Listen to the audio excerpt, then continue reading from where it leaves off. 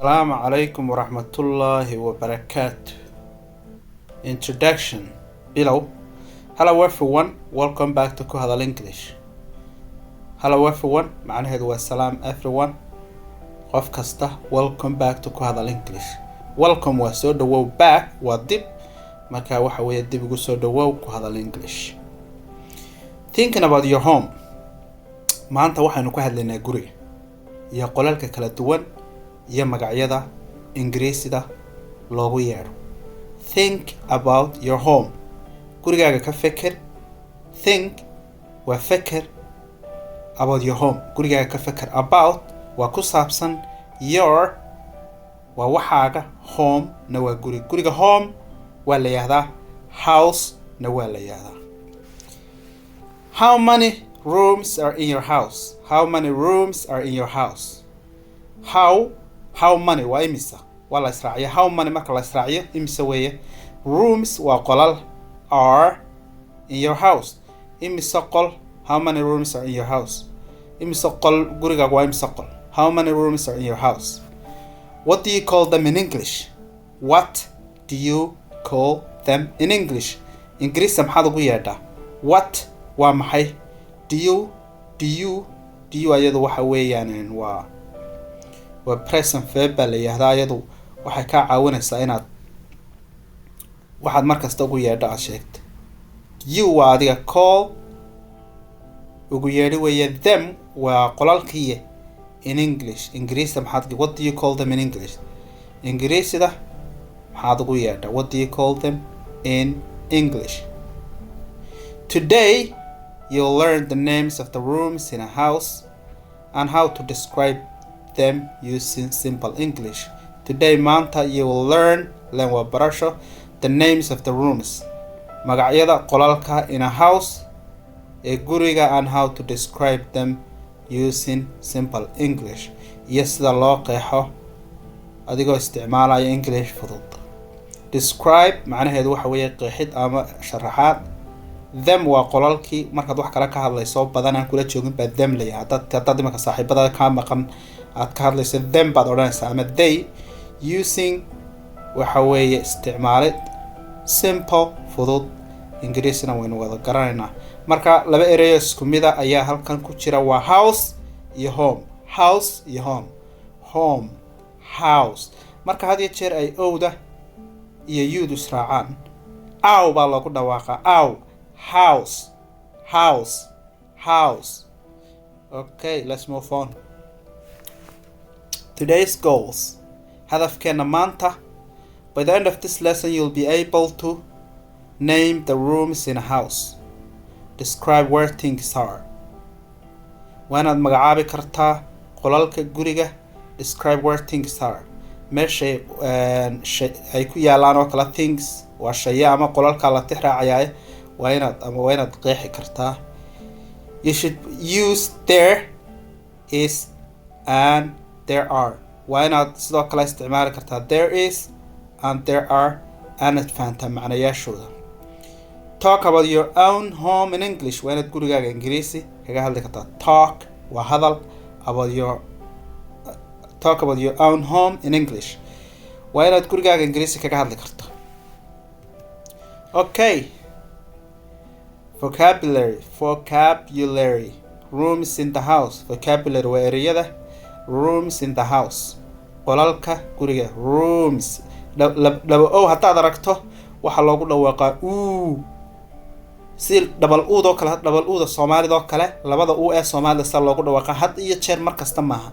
laakiin had iyo jeer hadaad laba aragto waxa loogu dhawaaqaa sida waxa loogu dhawaaqaa rooms in the house. haddii aad aragto iyo yuna had iyo jeer aw baa loogu dhawaaqa. waxa loogu dhawaaqaa sida ada iyo wa'da. aw.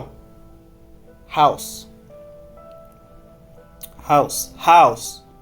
waa guri. Living room waa qolka fadhiga. Living room waa qolka fadhiga. Bedroom waa qolka hurdada ama qolka jiifka saad marba u taqaano. Bedroom. Kitchen waa jikada bathroom, bathroom, bathroom, bathroom, bathroom. waxa weeye kaasina waa suuliga ama masqusha marba saad u taqaano. Okay, let's pronounce them. aynu ku dhawaaqno marka saan ugu dhawaaqayo u fiirso. House, living room, bedroom, kitchen, bathroom. kitchenka marka laga hadlayo tiidaasi waa silent. tiida halka ku jirta ismaha kitchen maaha, waa tiidu meesha lama akhriyayo. tiida waa ki iyo chin, kitchen. kanina waxa weeye bed iyo room. kanina waa living iyo room. kanina waa bath iyo room, bathroom, kitchen, bedroom, living room, house.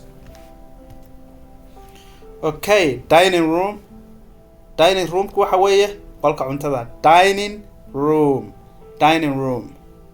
garage, garage, garage waa geerashka. marka G-da iyo E-da markay israacaan mararka qaar baa ay sha adag bay sida shacda loogu dhawaaqa, laakiin shacdeeni Soomaaliga way ka yara culustay. marka waxaa loogu dhawaaqaa garage, garage, garage. aad ha u adkay laakiin garage ha odhan garage ma noqonaysa garage. daa fudud maaha, waa garage. halkan baan ku qoray laakiin shacdaas waa shac yara, waxay u egtay zaydi z doo kale ay za'doo kale ayaa la yara miisaamaya. garage, garage. door albaab weeye, door albaab. window waa daaqad. Okay, dining room qolka cuntada, garage geerashka, door albaab, window daaqad. Look and learn. Look at the pictures, listen and repeat after me. Okay, living room, bedroom, kitchen, bathroom, dining room, garage. gaari baa halkan ku sawiran, laakiin garashku waxa weeye waa meeshii la dhigi jiray gaariga. markaa gaari baynu iska soo qaadanay, laakiin waa meesha garage waa meesha gaariga la dhigay, waa garashka gawaarida la dhigo. Okay, pronunciation practice. house, living room, bedroom, kitchen, bathroom, dining room, garage. Okay, let's move on. Useful sentences. marka waxaynu isticmaalaynaa ereyadii aynu soo baranay ayaynu waxaynu ku isticmaalaynaa sentence-ka waxaynu nidhi waa hawraar. marka waa hadal dhammaystiran oo macna samaynaya. dhibic baa full stop baa leh, dhibicda xagga dambe ka taalana xarafka ugu horeeyana had iyo jeer waxaa laga dhigaa xaraf weyn. imanka ta'da bale tiida waa capital baa la yihahdaa. h too kale waa lower case marka, laakiin tiida waa capital. sababta marka sentence qorayso ama Soomaali ku qor ama Ingiriisi ku qor waa inaad xaraf weyn ku bilowdaa. xaraf weyn waa inaad ku bilowdaa. markaad xagga ugu dambaysana waa inaad full stop dhigtaa, waa inaad full stop ku dhamayso. This is my house. This is my house. kani waa gurigaygii. This is the living room. kani waa qolkii fadhiga. I sleep in the bedroom. I sleep in the bedroom. waxaan seexdaa qolka hurdada. My mother cooks in the kitchen. My mother cooks in the kitchen. imaka cooks oo kala laba oo weeye, laakiin sida uda Soomaaliga cooks sida uda Soomaaliga loogu dhawaaqayda lama odhanayo sida room ko kale lama jiidayada waa la gaabinaya. inkasta qol waa laba oo, laakiin isaga waynu jiidaynaa room baynu odhanaynaa room. laakiin cooks ayada waynu gaabinaynaa sababtoo ah mararka qaar baa double owda ay sida uda Soomaaliga kale loogu dhawaaqa My mother cooks in the kitchen. marka ogow marka double o haysato mararka qaarna waxa loo isticmaalaa mararka qaarna waxa loo isticmaalaa waa la dheereeyaa waa mararka qaarna waa waa loogu dhawaaqaa. My mother cooks in the kitchen. We eat dinner in the dining room. We eat dinner in the dining room. Okay, waxaanu cashada ku cunaa. dinner waa casho in the dining room. We eat dinner in the dining room. qolka cuntada ayaanu ku cunaa cashada. Okay, marka haddaba grammar corner koonaha naxwaha. waxaanu maanta baranaynaa there is and there are. there is waxay sheegtaa one thing for one thing waxay sheegtaa wax mufrada oo kaliya shay kaliya ka hadashaa there are waxay ka hadashaa iyadoo laba shay ba ka more than one hal thing waxay ka hadashaa more than one thing marka iyadoo waxay ka hadlaysaa wax ka badan hal shay jamac ayay ka hadashaa there is one bedroom there is one bedroom waxa jira qol kaliya qol hurdo kaliya there is one kitchen waxa jira kitchen there is a bathroom waxa jira suuli xaggan haddaba aynu there are aynu nimaadno there are two bedrooms waxa jira laba qol oo hurdo there are three windows waxa jira saddex daaqadood there are four chairs there are four chairs and window waa daaqad door waxa weeye waa albaab remember there is one baa loo marka there is isticmaalaysa shay kaliyaad ka hadlaysaa there are markaad isticmaalaysana waxaad ka hadlaysaa wax ka badan hal shay markaa jamac baad ka hadlaysaa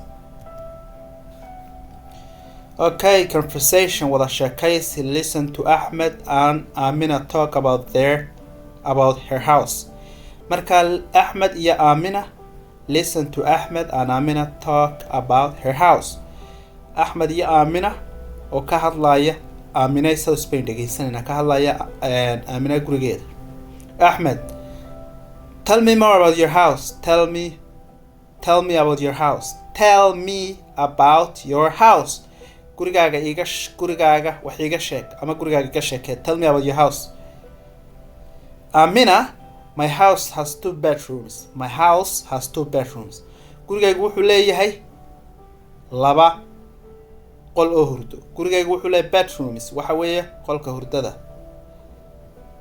Ahmed is there a kitchen ma xasuusataan inaynu nidhi teed waa silent kitchen maha kitchen waa kitchen is there a kitchen yes there is Amina ayaa odhanaysa ha kitchen wuu leeyahay Ahmed is there a garage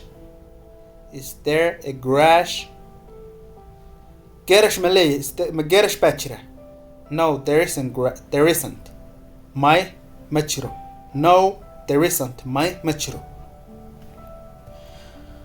okay reading practice read together then read it one more time ila akhri reading practice ku celcelinta akhriska reading waa akhrin practice na waa ku celcelin marka ana akhriyaya ila akhri ama dhageysaba marka koobaad dabadeedna hadhow inta istaajiso videoga akhri my name is Amina magacaygu waa Amina I live in a small house waxaan ku noolahay guri yar small waa yar I live in a small house guri yar baan ku noolahay there is one living room waxa jira qol fadhi there are two bedrooms waxa jira laba qol oo hurdo there is one kitchen waxa jira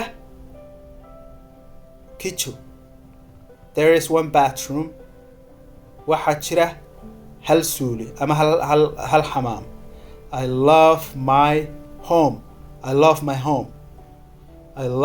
home gurigayga waan jeclay love waa iska garanaysaan waa jacayl I love my home love waliba marka wax aad u jeceshay baa la isticmaalaa hadii kala like oo kalena waa la isticmaalaa laakiin marka wax aad u jeceshay love baa la isticmaalaa marka wax jeceshay I like but honestly I like my house but okay let's read it one more time my name is Amina I live in a small house there is one living room there are two bedrooms there is one kitchen there is one bathroom I love my home and house was coming I love my home okay marka maxayna name waa magac my waxa loo isticmaalaa waxa leedahay live waa kuna I live marka taa waxa leedahay waan ku noolay I live in a small house I live in the US hadaa tahay I live in the UK I live in Muqdisho ama Muqdisho waa meeshaad ku nooshay baad sheegaysa there is one living room waxa jira qol fadhi there are two bedrooms waxa jira laba qol oo hurdo there is one kitchen waxaa jira hal kijo. There is one bath. th tan waxay usoo dhowday dhawaaq ahaan marka th waxay usoo dhowday dhawaaq ahaan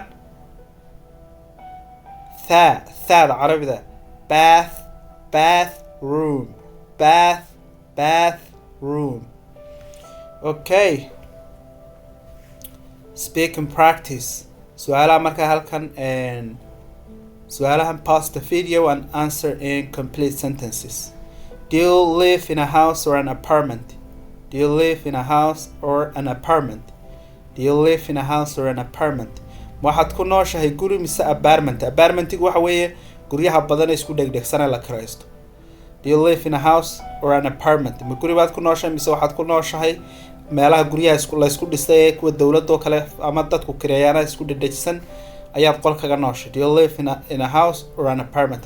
ma house guri baad ku nooshay mise guryaha isku dhedhegsan baad ku nooshahay ee ku kireysan ee dadka laga kireeyo? How many bedrooms are in your home? imise qolo hurda ayaa guriga ka kooban yahay? How many bedrooms are in your home? ama imise qolo hurda ayuu gurigaagu leeyahay? Is there a kitchen? waxaa jirta kitchen? Is there a living room? qol fadhi baa jira?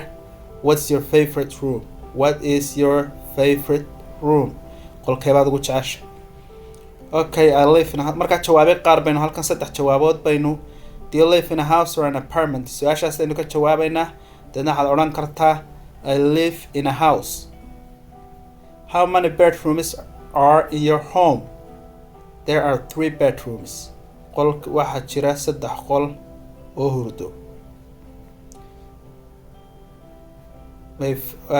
What's your favorite room? qolkeebaad ugu jeceshahay? My favorite room is the living room. qolka fadhiga ayaan ugu jecelay. Okay, aad iyo aad baa mahadsantiin. kuwana waa kasii fikiri kartaan. isku day inaad sheegto. haddii casharkan aad ka faa'iiday subscribe, like. Englishna waa barasho iyo waa dadaal. English waxay ka mid tahay caalamka luqadaha ugu muhiimsan. haddii aad ama airport joogto ama aad socdaalayso waxaad u baahan tahay inaad ingiriisida at least ugu yaraan inaad dadka kula hadli kartid si aad ma garanaysay aad su'aalaha doonayso si ma garanaysa lagaga jawaabo ama meesha doonayso waxaad u baahan tahay si aad u hesho. haddii aydan dadka isfahmayn aad socdaalaysid airport joogto waxa laga yaabaa macallin aad lunto. marka luqadda ingiriisiga luqad aad u muhiim ah weeyaan. dee haddaad dadaashana waad baran kartaa imaka badda waad idinkaa dadaalaya. oo de mar haddii aad videogan daawanaysaba waxaad isku dayaysaa inaad barato. marka dadaal bahashu sawmaadka akhris bay ku xidhantay iyo inaad dhawaaqis ka saxdo ereyga macnihiisa fahantay sa loogu dhawaaqo barato then aad kadibna isku daydo inaad ku dhawaaqo. aad iyo aad ayaa u mahadsantihiin.